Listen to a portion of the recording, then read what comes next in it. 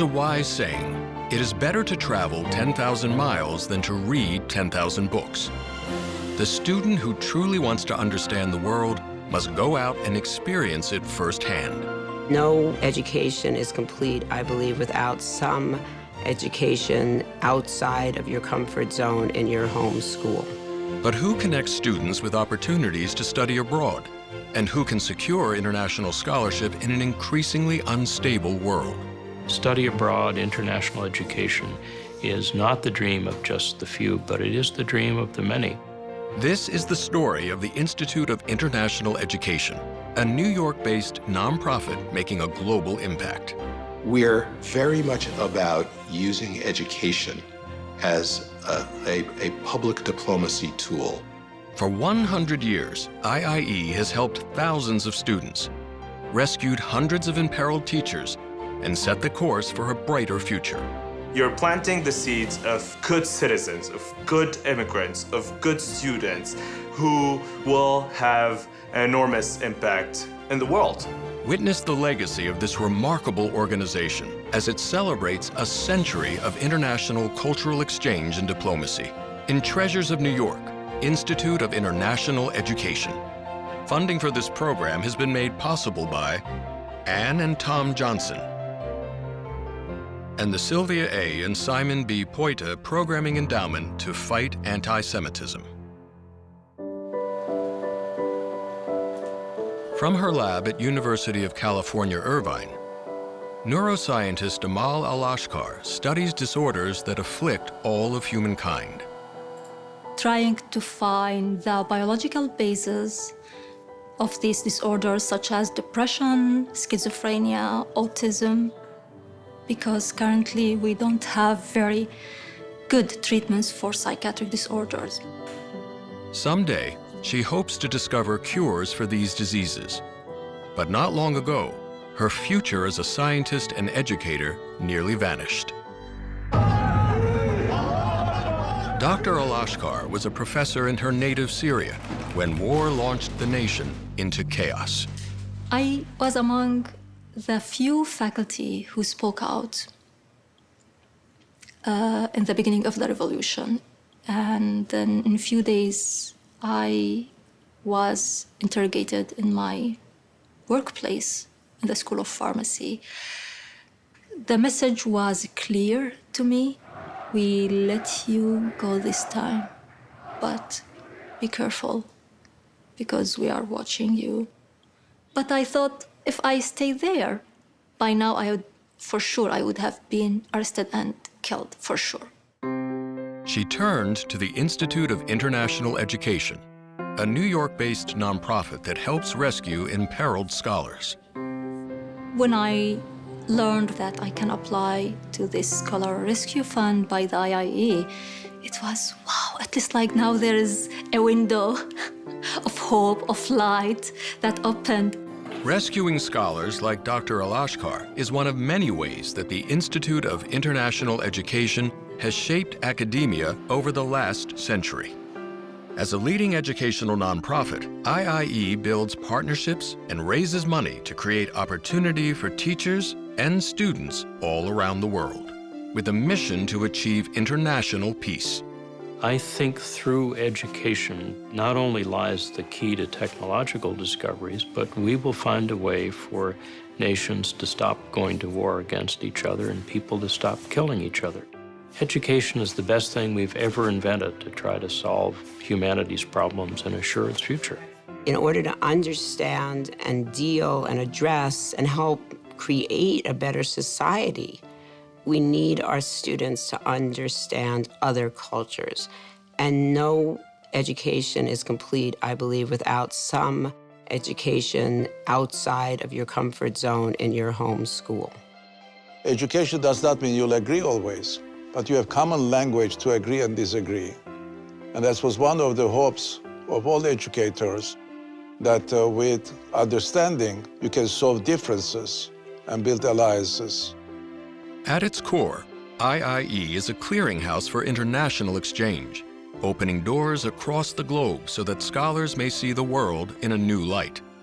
managing over 200 academic exchange programs in more than 185 countries, and impacting countless lives year after year. While IIE is a global organization, it operates largely behind the scenes.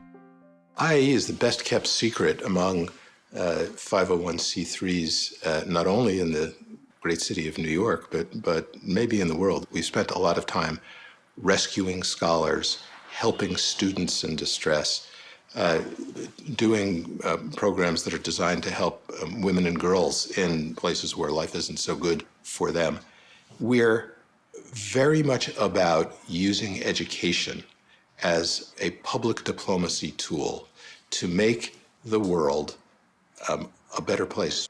From its headquarters just across the street from the United Nations, IIE carries out a lofty mission. We were founded to create world peace, and that's a direction we should always be headed in. As a reminder of IIE's role in charting the course for international education, Alan Goodman keeps a rather unique collection of antique compasses in his office. Compasses are always pointing in one direction, and I'm always asking myself, am I pointing in the directions of widening educational opportunities?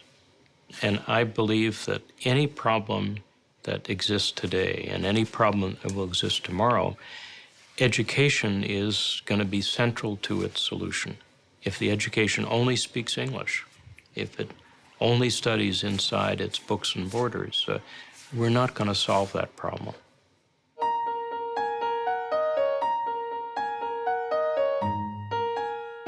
The Institute of International Education was born when the world was on the brink of catastrophe. World War I, known as the war to end all wars, left Europe in shambles and America reluctant to open its borders.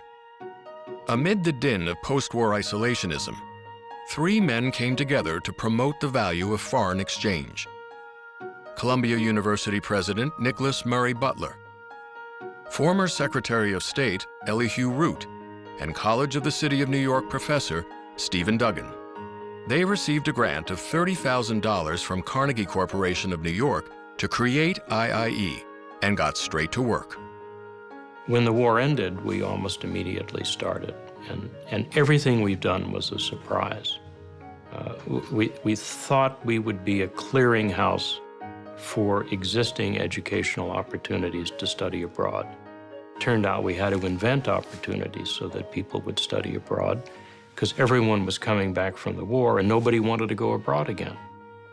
During the 1920s, IIE inaugurated foreign exchange programs between universities in the United States and dozens of other countries. They published some of the first reference guides to international study, lobbied the U.S. government to issue academic exchange visas, and hailed the introduction of third-class student passage on transatlantic steamships. Meanwhile, a crisis in Russia brought a new focus for this young organization. By the end of 1920, Russian scholars were fleeing the Bolshevik Revolution, and they reached us by mail and telephone and said, there's no place for us in Europe. Is it possible to come to America to study and to teach? And so we almost immediately, not planning for it, got in the business of helping displaced scholars and students. And we did this through the Bolshevik Revolution, the Russian Civil War, the Spanish Civil War, the Nazis, the Soviets. By the early 1930s, as Nazism spread across Europe, IIE stepped in once again to save as many scholars as it could. IIE formed a committee to bring primarily Jewish academics out of Europe, rescuing them and their knowledge from what would become one of the worst human massacres in history, the Holocaust. The invention of the MRI dates to a scholar we rescued from the Nazis. And I always wonder what would have happened if he had perished like so many others had perished. Great literature comes from people that are professors that get rescued. You always wonder if Thomas Mann would have written all of his books had we not been able to rescue him. One of the unsung heroes of this rescue effort was a recent college graduate who began his career at IIE. His name was Edward R. Murrow. Edward R. Murrow was by far the leading American broadcaster of his generation. He started, however, at the Institute of International Education and rose to be our assistant director and was very active in connection with our work with the Emergency Committee in aid of displaced foreign scholars. Some 330 scholars were rescued from various European countries, thanks to the good work of Ed Murrow and others. In the decades following the war, IIE would continue to help foreign professors and students in times of need. But their expertise in study abroad programs was also rising. In 1946, the U.S. government passed legislation introduced by Senator J. William Fulbright of Arkansas to create an international exchange program run through the Department of State. They turned to IIE for administrative support. We'd been doing scholarship selection for a relatively long time. And that built a partnership of trust, I think, between the Department of State and IIE that has endured solidly to this day. They're executing these programs on the ground. They're working closely with us at the universities. They're working with the private sector, and they help work with other governments. And so they're a very, very strong partner. Over its 70-year history, the Fulbright program has sponsored nearly 400,000 American and foreign participants, and today is considered one of the most competitive and prestigious scholarships in the world. Alumni include cultural icons like composer Aaron Copland, author John Steinbeck, opera star Renee Fleming, along with innovators credited with important scientific discoveries, and numerous world leaders. The people who are attracted to them are going to be the leaders in their country. Numerous heads of state who have been Fulbright scholars, numerous Nobel Prize recipients who have been Fulbright scholars. But it's not just, world leaders. It's also those individuals that go back to their countries. They talk about what they've seen, the values, everything from being able to have freedom of speech to an open press. And it's just been transformative for people. And so consequently, it really makes the world a much closer place and, of course, a more peaceful and secure world. Over the years, the U.S. State Department continued to invest in academic exchange and partner with IIE in administering federal programs. We're privileged to work with the Department of State and also the Department of Defense and their major scholarship programs. And they value internationalism, they value language, they value study in each other's countries. Another premier scholarship program bears the name of New York Congressman Benjamin Gilman, whose 30-year career in Washington centered around foreign affairs. He was an individual who was passionate about foreign affairs and international relations. He was able to, we always say that when you deal with foreign affairs politically, politics and party goes out of the window. The prestigious Gilman Scholarship is available to college students who receive federal financial aid, allowing those who might not otherwise have the opportunity to study abroad to embark on an adventure of a lifetime. Having someone who may not have had the opportunity to go study abroad, to learn and to interact with other people is tremendous because they bring what they learn back home and they share that with people in the community. And that then spreads throughout the community and to other young people. Through its scholarship programs, IIE has impacted tens of thousands of American students like Ali Serena.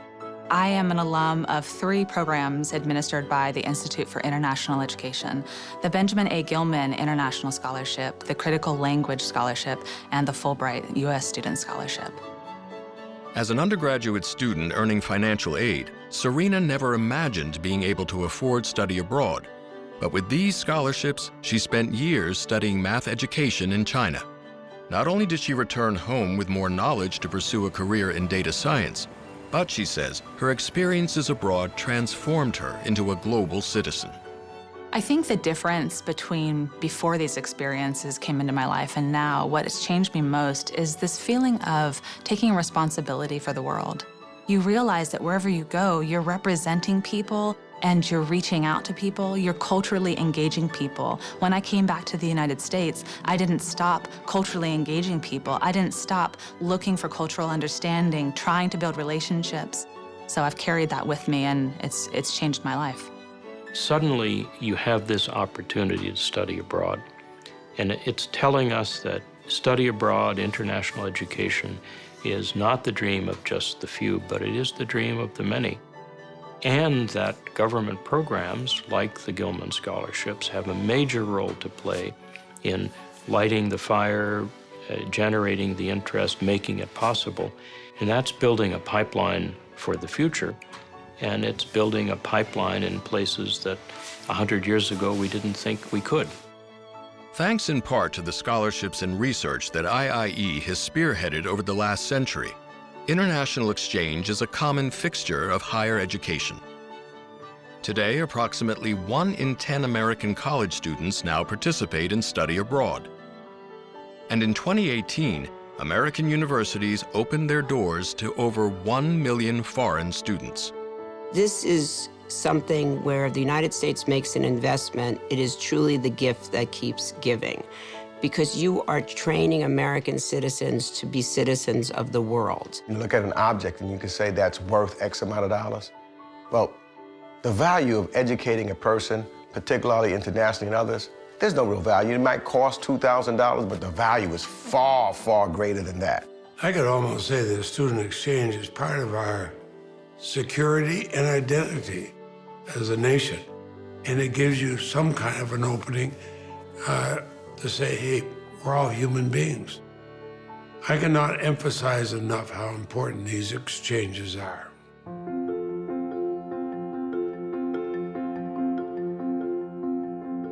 IIE's exchanges open doors and open minds all around the world.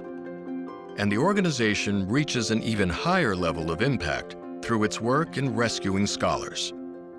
The sad lesson of history is that academics are targeted in every war, they're hurt in every civil war, they're displaced after every conflict, and the world loses a lot if you don't realize that you have students and scholars that need to be cared for.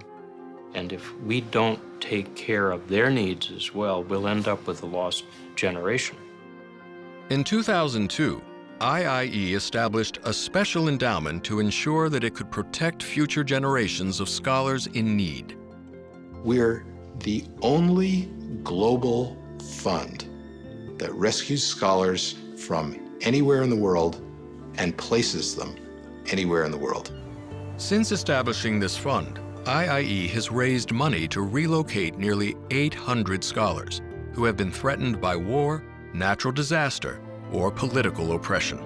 I have been so impressed by the really amazing work that has been done by IIE in rescuing scholars. When you think what would have happened not just to the scholars, but all their knowledge, all their work that now has been a major contribution to people everywhere. You're rescuing a kind of future of those countries for them and for us. It's not a charitable act alone, it's a solidarity act. IIE has recently turned its attention towards the Middle East, as the civil war in Syria has displaced hundreds of thousands of students.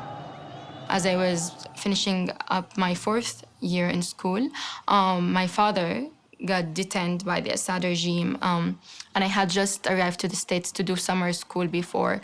And so due to his detention, I couldn't return back home, and I couldn't finish my undergrad degree. And after that, my education was interrupted for a little bit over a year. And during that year, as I was seeking political asylum in the state and surviving, I was also looking for opportunities to continue my interrupted education. And this is when I encountered IIE. I think of it as a transformative point in my life. And basically, this opportunity enabled me to be empowered enough to have the tools, the language, the thinking, the intellectualities that would eventually, that have actually enabled me now to become a more active citizen. After earning their degrees, some rescued scholars are now reaching out to the next generation. Welcome, welcome. I didn't know that you would have this. Every one of us wanted to do something for Syria. We had this drive and this passion, and we just wanted to help. We knew that we're in a position of privilege, and we have to pay back, to recruit and work with bright students to getting them from where they are right now into good schools in the United States. Education is very valuable because it's the only way out, period. You're planting the seeds of good citizens, of good immigrants, of good students who will have an enormous impact in the world. And IIE put that seed in us. In recent years, IIE's rescue efforts have extended beyond academic scholars, helping dissident artists as well.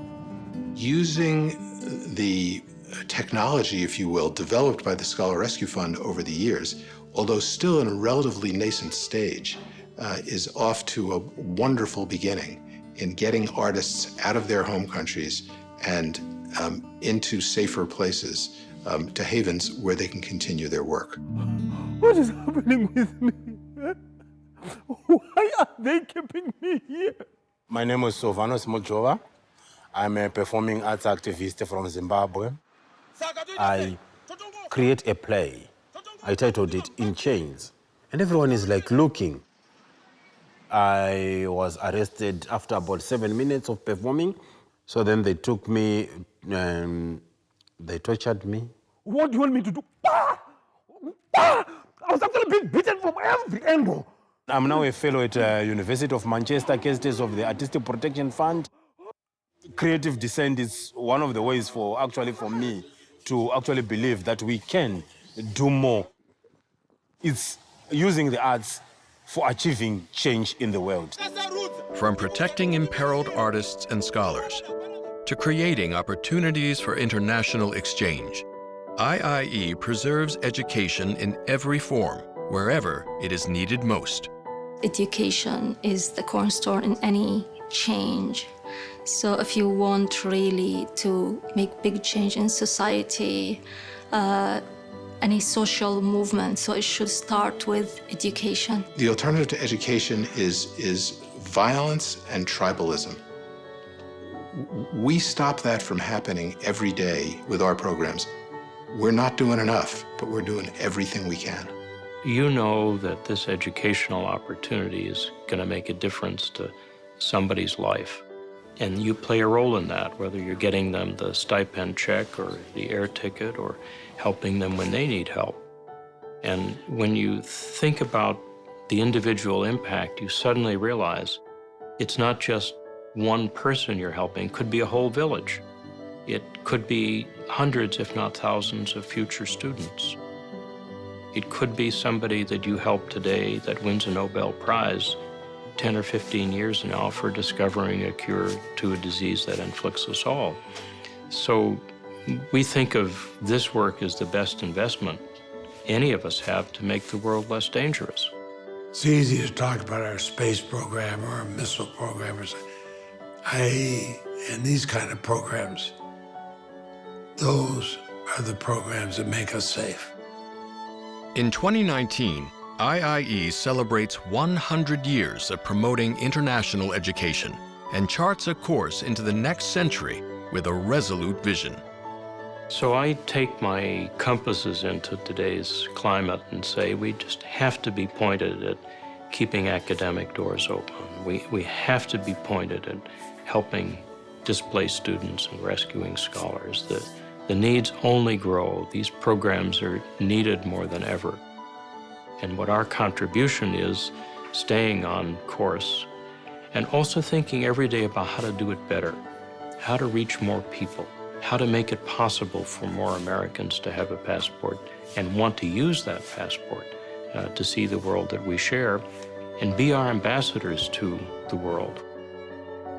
Whether they come from America or a country thousands of miles away, the students who participate in IIE's programs, the scholars who are rescued by its philanthropy, receive the greatest gift that international education can offer: the opportunity to exchange knowledge and language, space to build lifelong friendships and alliances, safe havens to continue important research, and the foundation to build a more peaceful world.